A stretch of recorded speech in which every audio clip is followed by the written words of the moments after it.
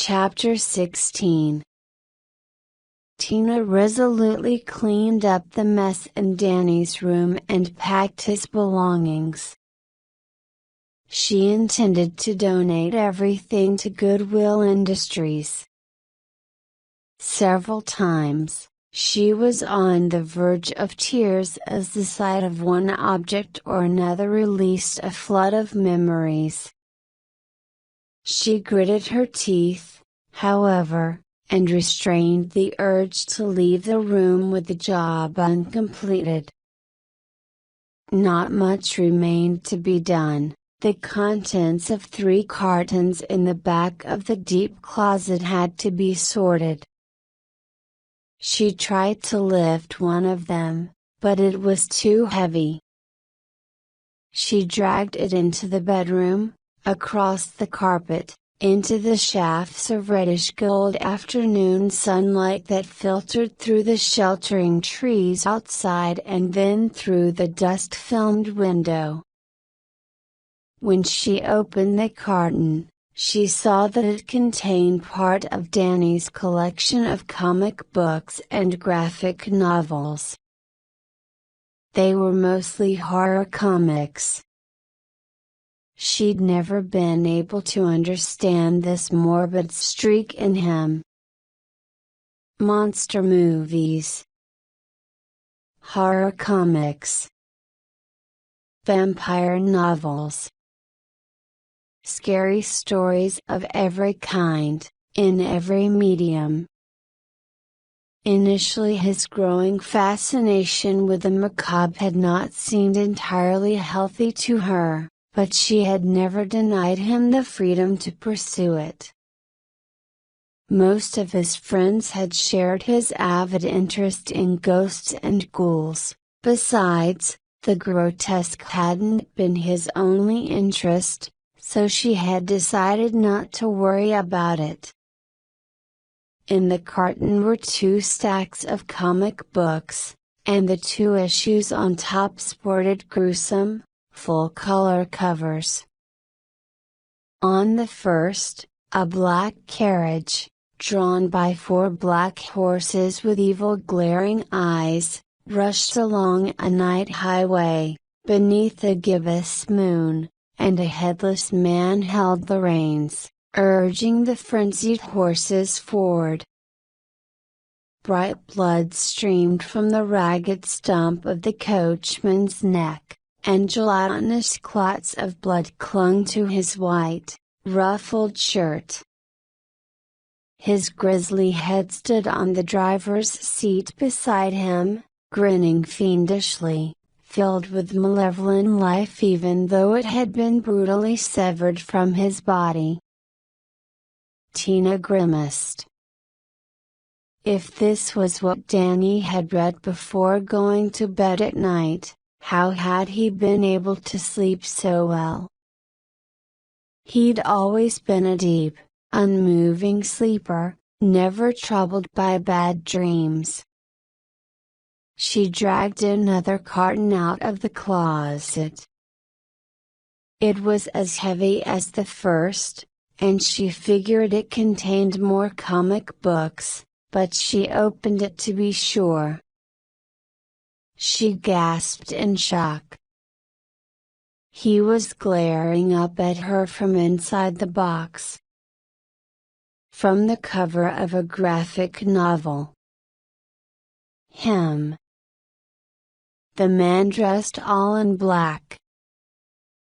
That same face. Mostly skull and withered flesh. Prominent sockets of bone, and the menacing, inhuman crimson eyes staring out with intense hatred. The cluster of maggots squirming on his cheek, at the corner of one eye. The rotten, yellow-toothed grin. In every repulsive detail, he was precisely like the hideous creature that stalked her nightmares. How could she have dreamed about this hideous creature just last night and then find it waiting for her here, today, only hours later. She stepped back from the cardboard box. The burning, scarlet eyes of the monstrous figure in the drawing seemed to follow her. She must have seen this lurid cover illustration when Danny had first brought the magazine into the house. The memory of it was fixed in her subconscious, festering, until she eventually incorporated it into her nightmares. That seemed to be the only logical explanation. But she knew it wasn't true. She had never seen this drawing before. When Danny had first begun collecting horror comics with his allowance, she had closely examined those books to decide whether or not they were harmful to him. But after she had made up her mind to let him read such stuff, she never thereafter even glanced at his purchases.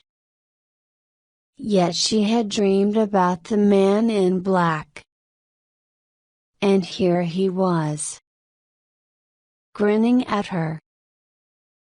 Curious about the story from which the illustration had been taken, Tina stepped to the box again to pluck at the graphic novel.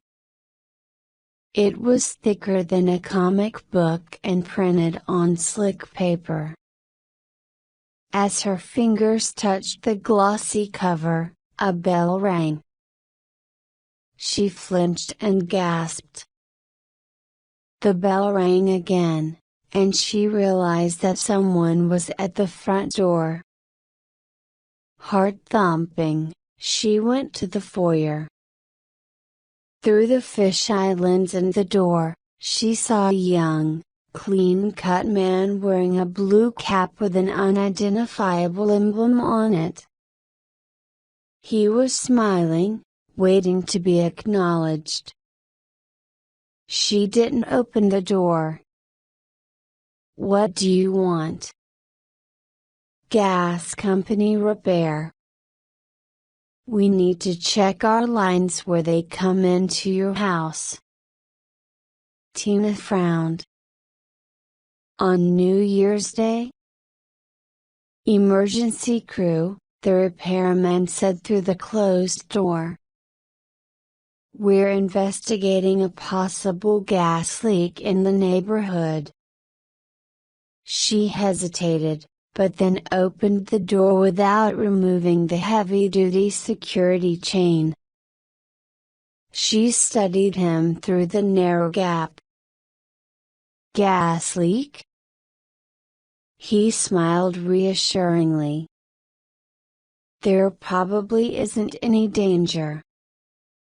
We've lost some pressure in our lines, and we're trying to find the cause of it. No reason to evacuate people or panic or anything. But we're trying to check every house." "Do you have a gas stove in the kitchen?" "Number?" "Electric." "What about the heating system?"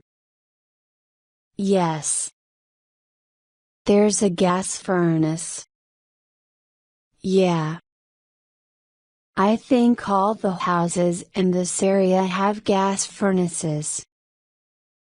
"I'd better have a look at it, check the fittings, the incoming feed, all that." She looked him over carefully. He was wearing a gas company uniform, and he was carrying a large toolkit with the gas company emblem on it. She said, "Can I see some identification?" "Sure." From his shirt pocket, he withdrew a laminated ID card with the gas company's seal, his picture, his name, and his physical statistics. Feeling slightly foolish, like an easily spooked old woman, Tina said, I'm sorry. It's not that you strike me as a dangerous person or anything. Hey, it's okay. Don't apologize. You did the right thing, asking for an ID. These days, you're crazy if you open your door without knowing exactly who's on the other side of it. She closed the door long enough to slip off the security chain. Then she opened it again and stepped back. Come in. Where's the furnace? In the garage? Few Vegas houses had basements. Yes. The garage. If you want, I could just go in through the garage door. Number. That's all right. Come in. He stepped across the threshold. She closed and locked the door. Nice place you've got here. Thank you. Cozy. Good sense of color. All these earth tones. I like that. It's a little bit like our house. My wife has a real good sense of color. It's relaxing, Tina said. Isn't it? So nice and natural.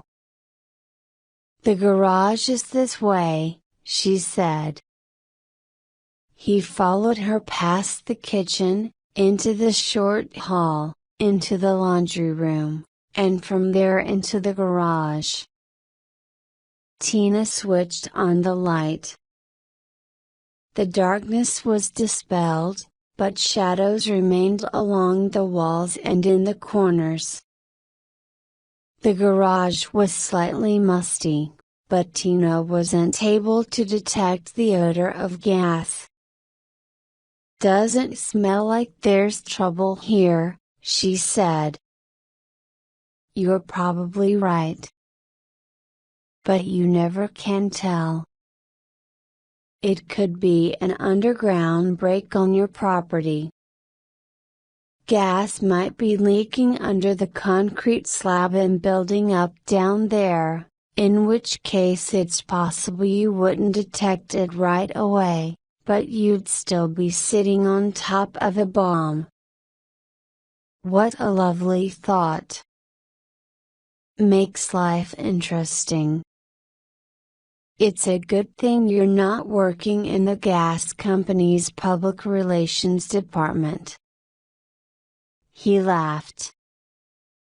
Don't worry. If I really believed there was even the tiniest chance of anything like that, would I be standing here so cheerful? I guess not. You can bet on it. Really. Don't worry. This is just going to be a routine check. He went to the furnace, put his heavy toolkit on the floor, and hunkered down. He opened a hinged plate, exposing the furnace's workings. A ring of brilliant, pulsing flame was visible in there, and it bathed his face in an eerie blue light.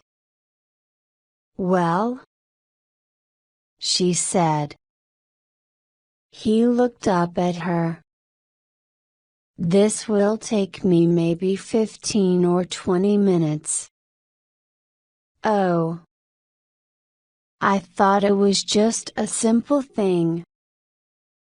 It's best to be thorough in a situation like this. By all means, be thorough. Hey, if you've got something to do, feel free to go ahead with it. I won't be needing anything. Tina thought of the graphic novel with the man in black on its cover. She was curious about the story out of which that creature had stepped, for she had the peculiar feeling that, in some way, it would be similar to the story of Danny's death. This was a bizarre notion, and she didn't know where it had come from, but she couldn't dispel it. "Well," she said, "I was cleaning the back room." "If you're sure." "Oh, certainly," he said. "Go ahead. Don't let me interrupt your housework." She left him there in the shadowy garage, his face painted by shimmering blue light, his eyes gleaming with twin reflections of fire. Chapter 17.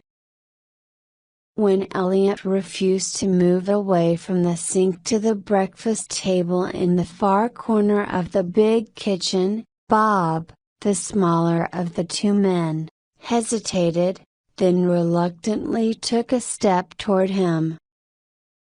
"Wait," Vince said.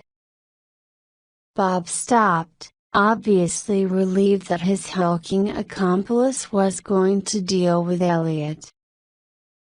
"Don't get in my way," Vince advised. He tucked the sheaf of typewritten questions into his coat pocket. "Let me handle this bastard." Bob retreated to the table, and Elliot turned his attention to the larger intruder.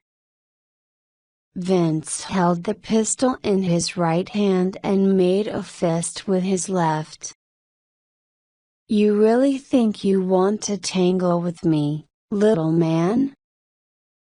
"Hell, my fist is just about as big as your head. You know what this fist is going to feel like when it hits, little man?" Elliot had a pretty good idea of what it would feel like, and he was sweating under his arms and in the small of his back, but he didn't move, and he didn't respond to the stranger's taunting.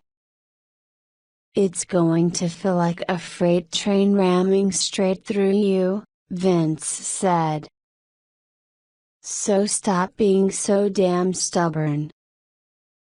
They were going to great lengths to avoid using violence, which confirmed Elliot's suspicion that they wanted to leave him unmarked, so that later his body would bear no cuts or bruises incompatible with suicide.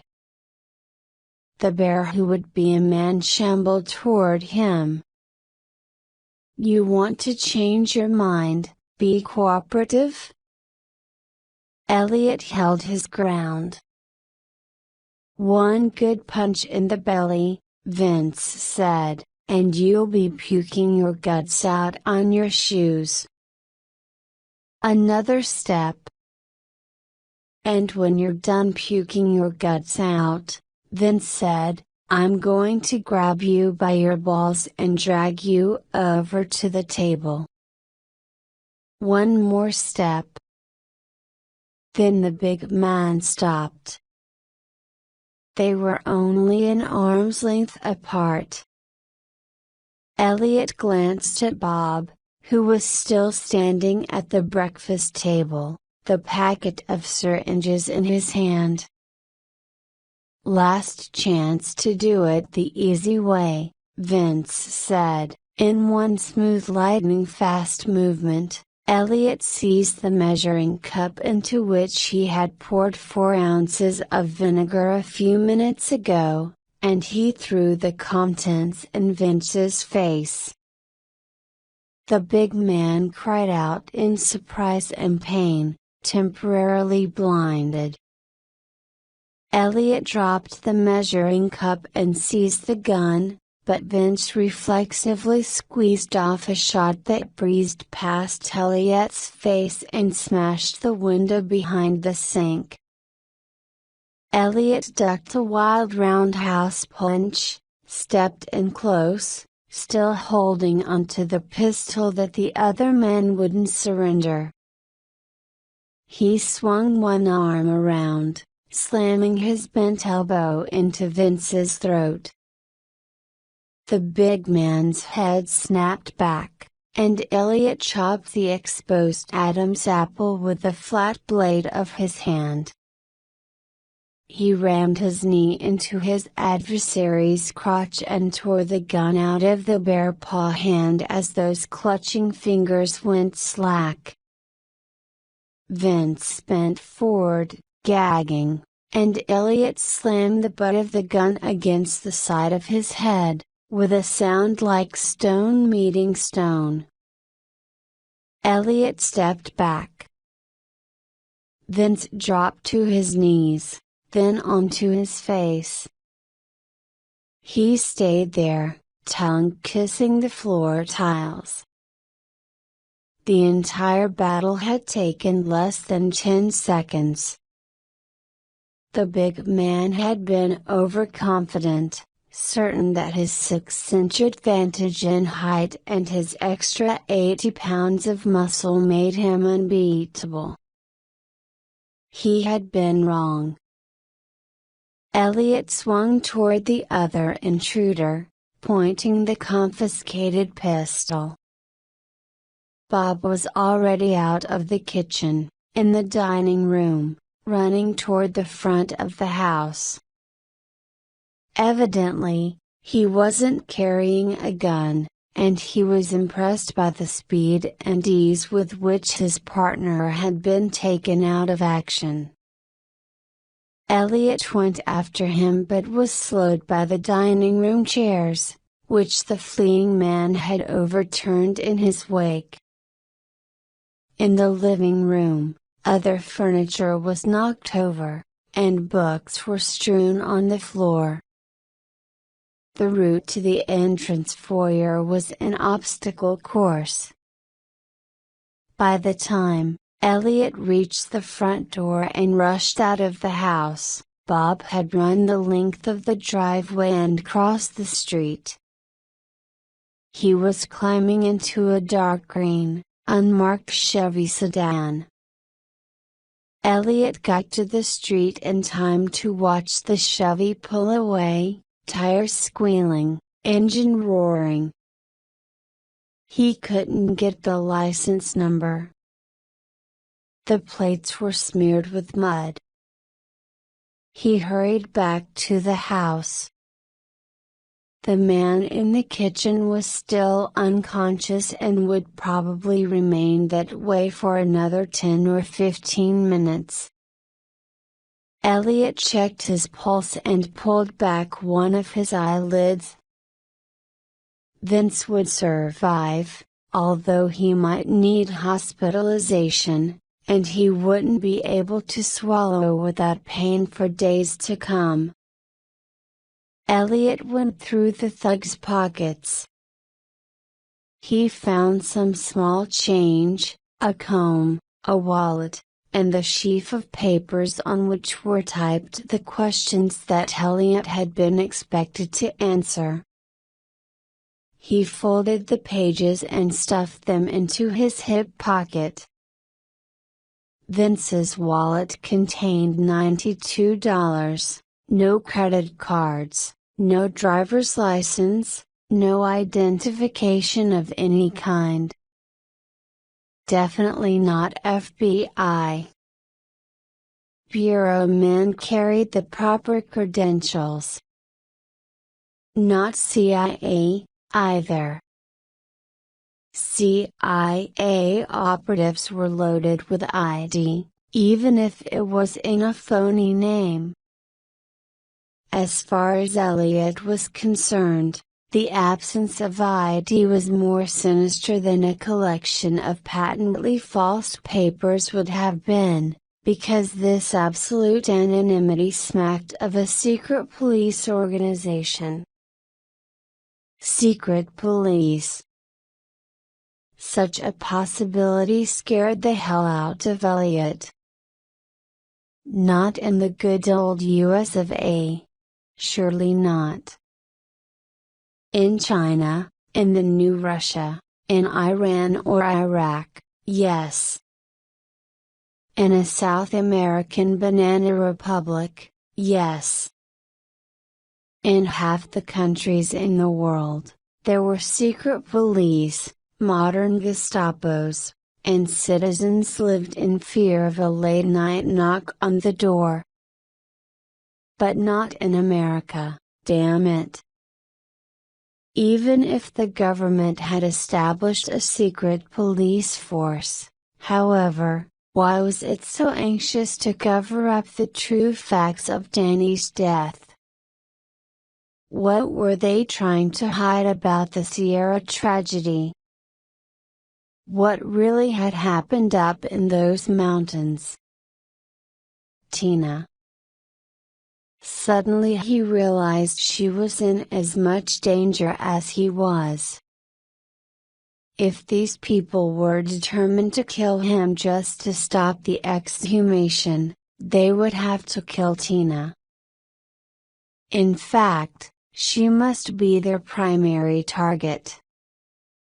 He ran to the kitchen phone, snatched up the handset, and realized that he didn't know her number.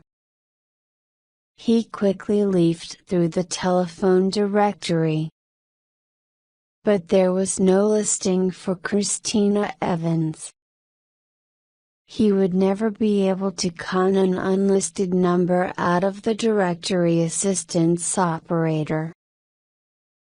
By the time he called the police and managed to explain the situation, they might be too late to help Tina.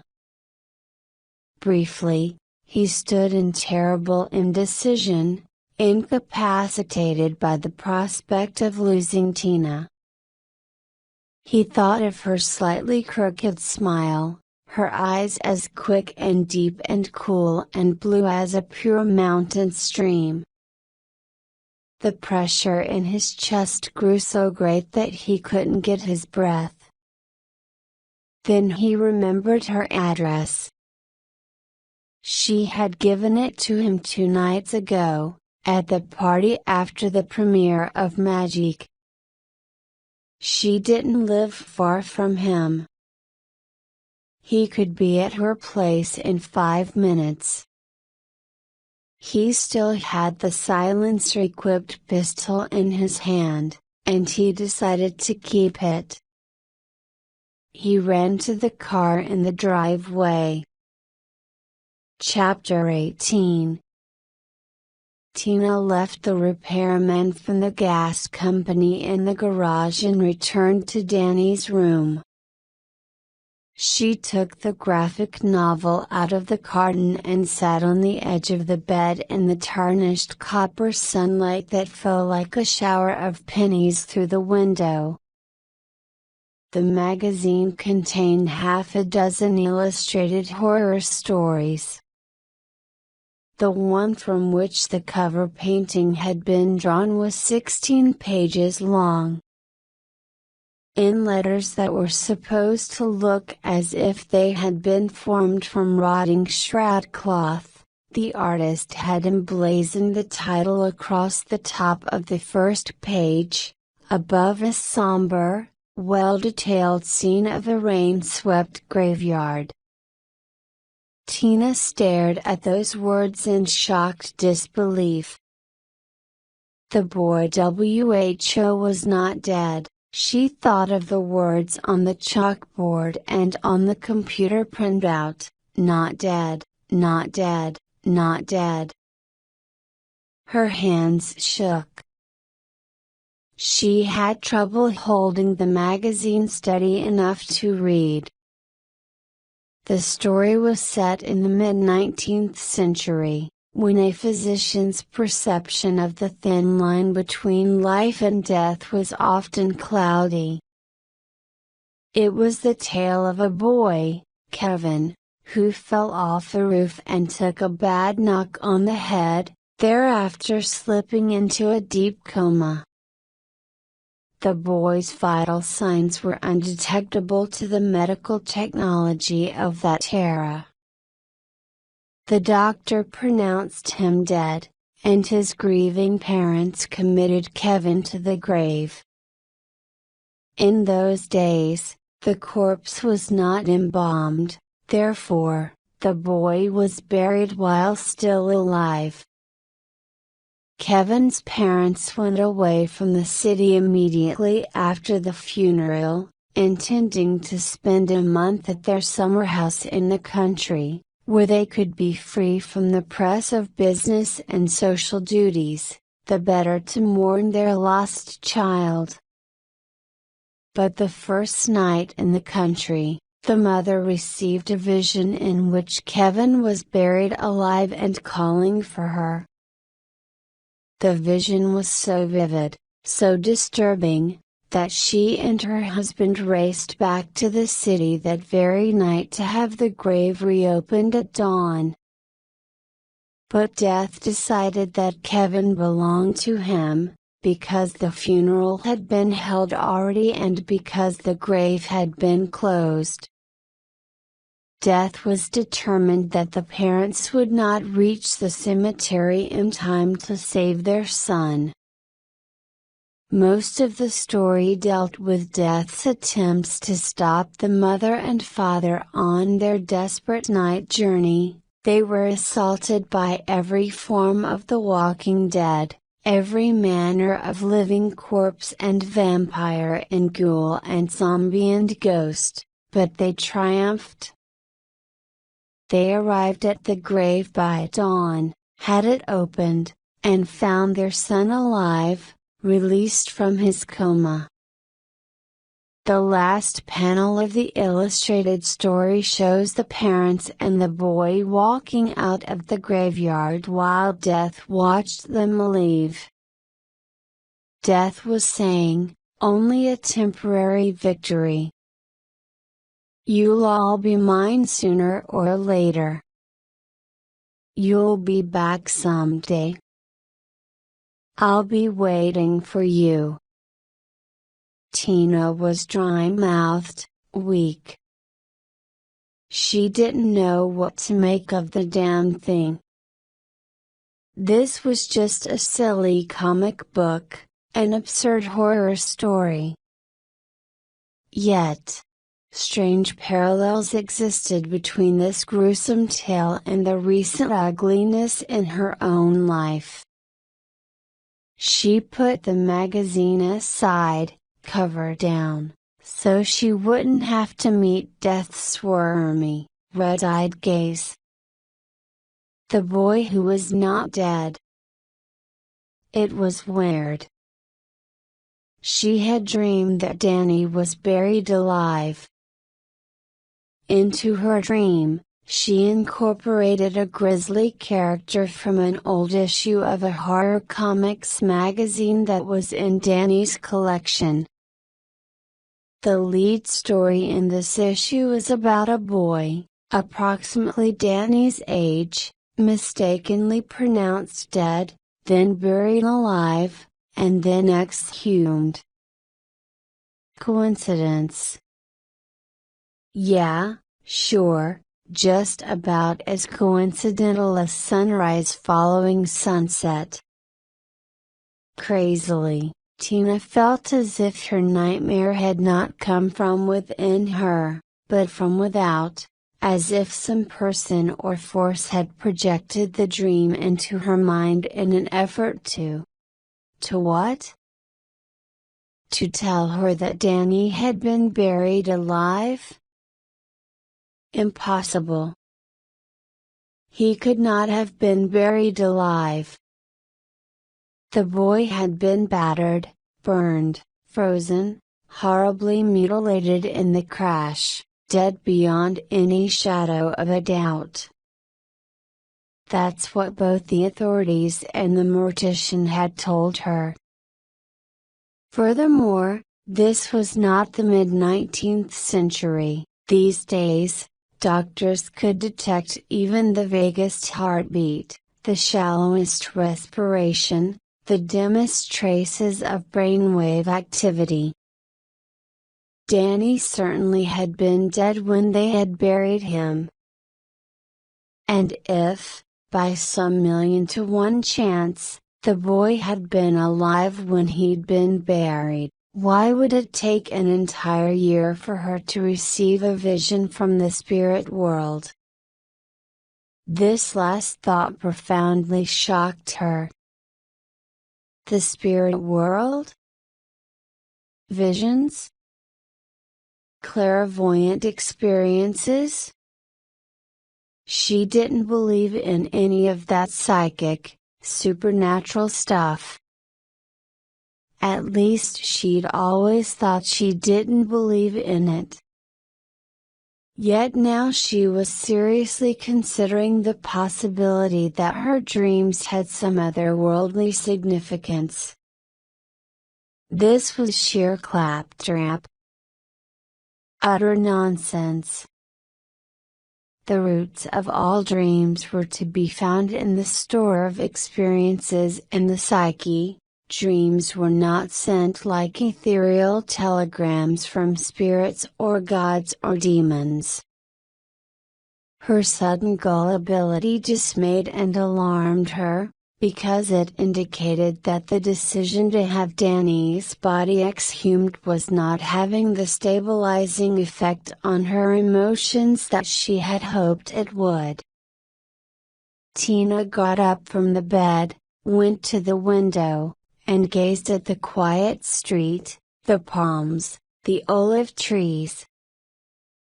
She had to concentrate on the indisputable facts. Rule out all of this nonsense about the dream having been sent by some outside force. It was her dream, entirely of her making. But what about the horror comic? As far as she could see, only one rational explanation presented itself. She must have glimpsed the grotesque figure of death on the cover of the magazine when Danny first brought the issue home from the newsstand. Except that she knew, she hadn't. And even if she had seen the color illustration before, she knew damned well that she hadn't read the story, The Boy Who Was Not Dead. She had paged through only 2 of the magazines Danny had bought, the first 2, when she had been trying to make up her mind whether such unusual reading material could have any harmful effects on him. From the date on its cover, she knew that the issue containing The Boy Who Was Not Dead couldn't be one of the first pieces in Danny's collection. It had been published only 2 years ago, long after she had decided that horror comics were harmless. She was back where she'd started. Her dream had been patterned after the images in the illustrated horror story. That seemed indisputable. But she hadn't read the story until a few minutes ago. That was a fact as well. Frustrated and angry at herself for her inability to solve the puzzle, she turned from the window. She went back to the bed to have another look at the magazine, which she'd left there. The gas company workman called from the front of the house, startling Tina. She found him waiting by the front door. "I'm finished," he said. "I just wanted to let you know I was going, so you could lock the door behind me. Everything all right?" "Oh, yeah. Sure. Everything here is in great shape. If there's a gas leak in this neighborhood, it's not anywhere on your property. She thanked him, and he said he was only doing his job. They both said have a nice day, and she locked the door after he left. She returned to Danny's room and picked up the lurid magazine. Death glared hungrily at her from the cover. Sitting on the edge of the bed, she read the story again, hoping to see something important in it that she had overlooked in the first reading. 3 or 4 minutes later, the doorbell rang, 1, 2, 3, 4 times, insistently. Carrying the magazine, she went to answer the bell. It rang 3 more times during the 10 seconds that she took to reach the front door. "Don't be so damn impatient," she muttered. To her surprise, through the fisheye lens, she saw Elliot on the stoop. When she opened the door, he came in fast, almost in a crouch, glancing past her, left and right, toward the living room, then toward the dining area, speaking rapidly, urgently. "Are you okay? Are you all right?" "I'm fine." "What's wrong with you? Are you alone?" "Not now that you're here." He closed the door, locked it. "Pack a suitcase." "What?" "I don't think it's safe for you to stay here." "Elliot, is that a gun?" "Yeah." "I was a real gun?" "Yeah. I took it off the guy who tried to kill me." She was more able to believe that he was joking than that he had really been in danger. "What man?" "When?" "A few minutes ago. At my place." "But listen, Tina, they wanted to kill me just because I was going to help you get Danny's body exhumed." She gaped at him. "What are you talking about?" "Murder. Conspiracy. Something damn strange. They probably intend to kill you too." "But that's crazy," he said. "I know. But it's true." "Elliot, can you pack a suitcase fast?" At first, she half believed that he was trying to be funny, playing a game to amuse her, and she was going to tell him that none of this struck her as funny. But she stared into his dark, expressive eyes, and she knew that he'd meant every word he said. "My God, Elliot, did someone really try to kill you?" "I'll tell you about it later." "Are you hurt?" "No, number. But we ought to lie low until we can figure this out." "Did you call the police?" "I'm not sure that's a good idea." "Why not?" "Maybe they're part of it somehow." "Part of it?" "The cops?" "Where do you keep your suitcases?" She felt dizzy. "Where are we going?" "I don't know yet." "But come on. Hurry. Let's get you packed and the hell out of here before any more of these guys show up." I have suitcases in my bedroom closet. He put a hand against her back, gently but firmly urging her out of the foyer. She headed for the master bedroom, confused and beginning to be frightened. He followed close behind her. "Has anyone been around here this afternoon?" "Just me." "I mean, anyone snooping around? Anyone at the door?" "No. I can't figure why they'd come for me first." "Well, there was the gas man," Tina said as she hurried down the short hall toward the master bedroom. "The what?" "The repairman from the gas company." Elliot put a hand on her shoulder, stopped her, and turned her around just as they entered the bedroom. "A gas company workman?" "Yes. Don't worry. I asked to see his credentials."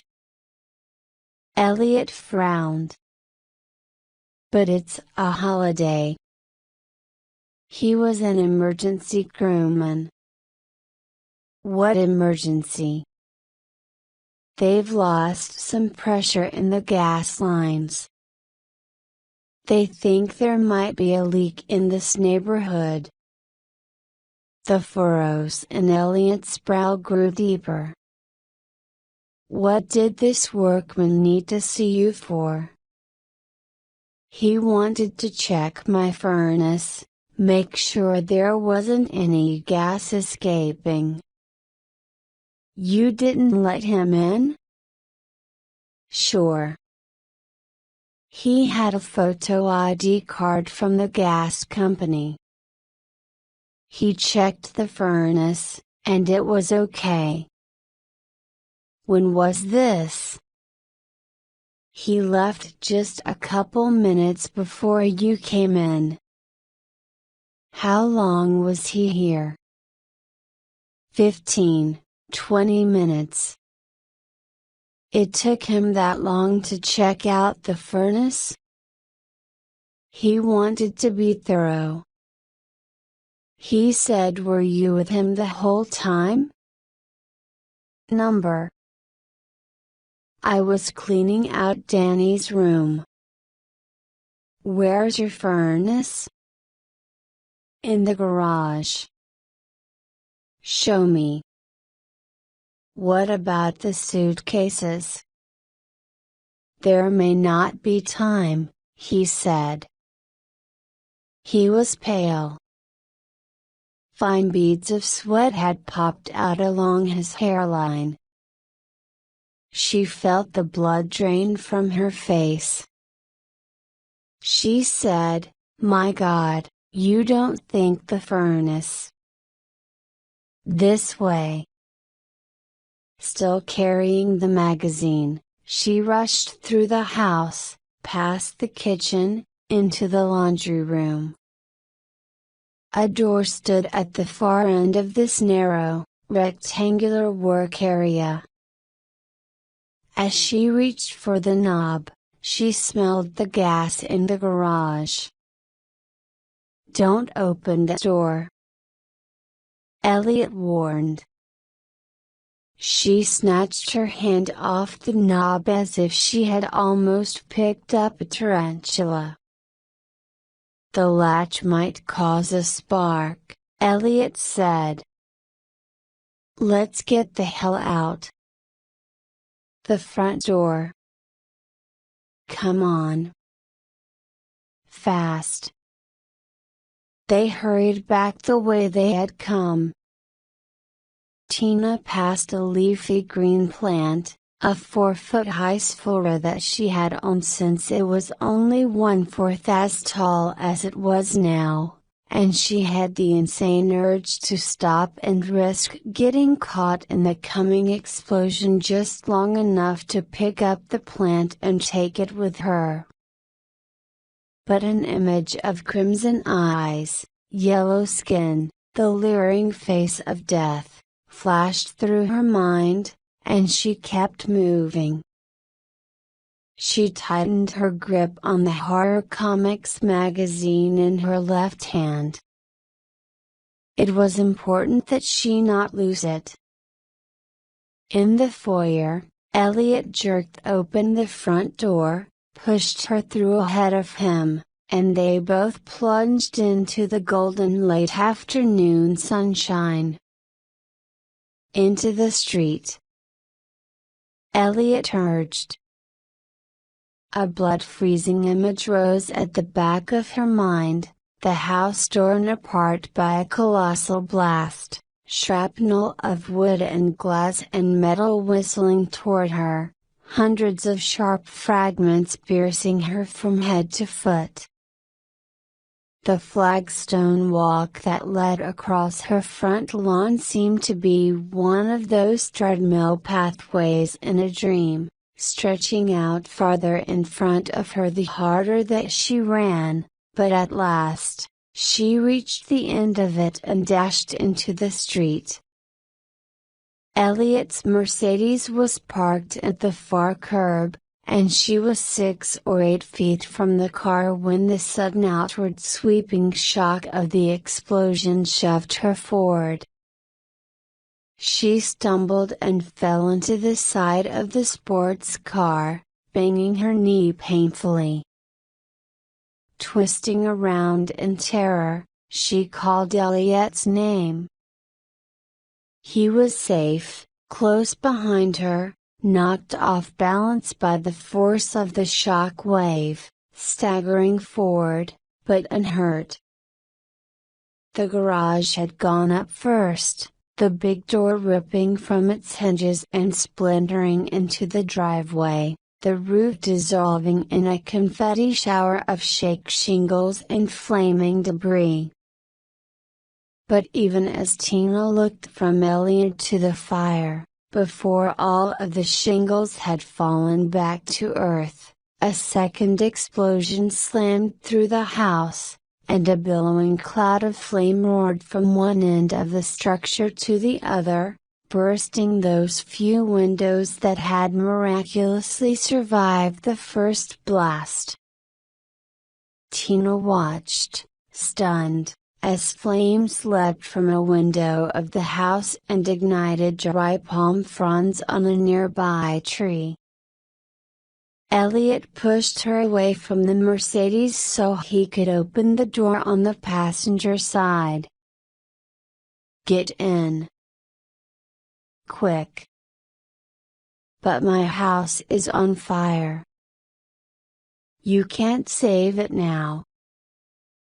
We have to wait for the fire company. The longer we stand here, the better targets we make." He grabbed her arm, swung her away from the burning house, the sight of which affected her as much as if it had been a hypnotist's slowly swinging pocket watch. "For God's sake, Tina, get in the car, and let's go before the shooting starts." Frightened, dazed by the incredible speed at which her world had begun to disintegrate, she did as he said. When she was in the car, he shut her door, ran to the driver's side, and climbed in behind the steering wheel. "Are you all right?" he asked. She nodded dumbly. "At least we're still alive," he said. He put the pistol on his lap, the muzzle facing toward his door, away from Tina. The keys were in the ignition. He started the car. His hands were shaking. Tina looked out the side window, watching in disbelief as the flames spread from the shattered garage roof to the main roof of the house, long tongues of lambent fire, licking, hungry, bluttered in the last orange light of the afternoon.